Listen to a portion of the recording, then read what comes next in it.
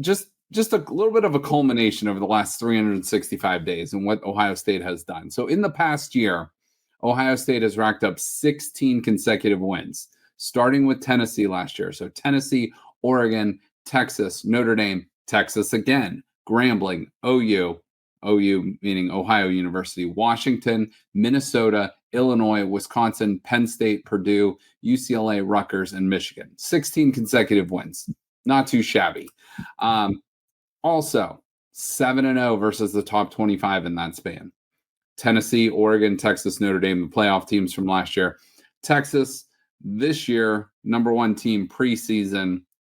They're still, 13th now after having like kind of an up and down season. And, they have one bad loss on their resume. And if they don't have that bad loss, they're probably a top 7-8 team right now.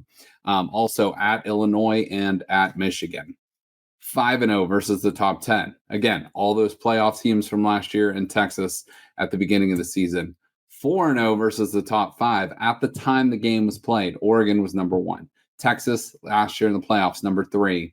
Notre Dame was the 5th ranked team. And Texas, as I mentioned, the number 1 ranked team.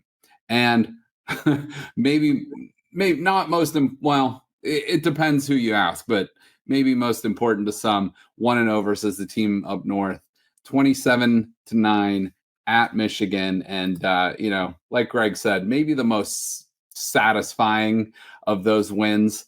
There's plenty to debate on what's the most important. Obviously, the national championship, when you get down to the nitty gritty, is the ultimate goal.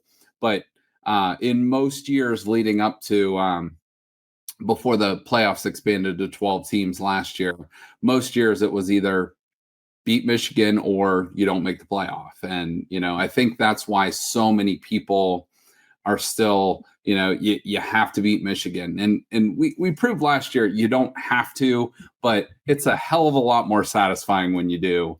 You can get to the playoff. And, now Ohio State checked off their first goal of the season, has beat the team up north.